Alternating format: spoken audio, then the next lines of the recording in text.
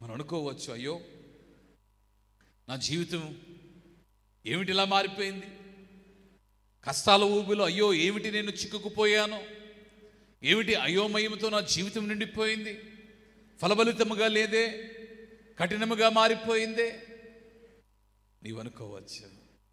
కానీ నీవు చూడగలిగిన నేత్రములు నీవు కలిగి ఉండాలే కానీ దేవుడు నీకు నిత్యం కనబడతాడు. నీవు వినగలిగిన చెవులను నీవు కలిగి ఉండాలే కానీ దేవుని యొక్క స్వరము నిత్యము నీవు మాట్లాడగలవు. అందుకని మన అయ్యగారు నేర్పించిన సూక్ష్మ ప్రార్థనలో, దేవా నాకు కనబడము, దేవా నాతో మాట్లాడము, దేవా అందరికీ కనబడము, దేవా అందరితో మాట్లాడము. కారణం ఏమిటి అంటే ఆయన తన్ను తాను కనబరుచుకున్న దేవుడు మాత్రమే కాదు, కానీ విశ్వాస నేత్రములను నీవు కలిగి ఉన్నట్లయితే నీవు దేవుని చూడగలిగిన సామర్థ్యత కలిగిన వాడవు. కొత్త నిబంధనలో పౌలును చూడండి. పౌలు దేవుని చూచాడా? ముఖాముఖిగా చూచాడా? లేదు. పౌలు దేవుని ముఖాముఖిగా చూడలేదు. దమస్కు పోవు మార్గములో దేవుని మహిమను చూచాడు, కాంతిని చూచాడు, దేవుని యొక్క స్వరమును విన్నాడు.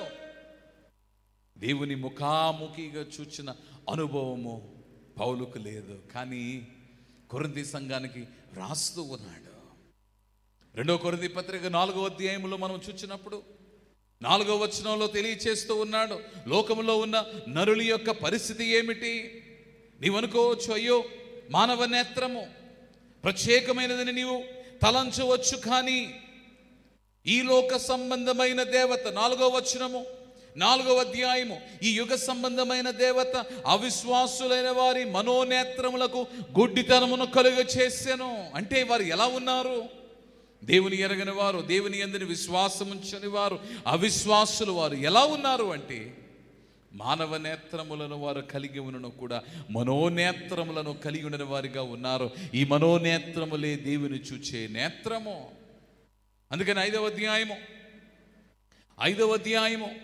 6వ వచనం వచ్చేసరికి అదే పౌలు రాస్తూ ఉన్నాడు, వెలిచూపు వలన కాక విశ్వాసము వలననే నడుచుచున్నాము. There is another eye. విశ్వాసి మరొక నేత్రాన్ని కలిగి ఉన్నాడు, అదే విశ్వాస నేత్రము.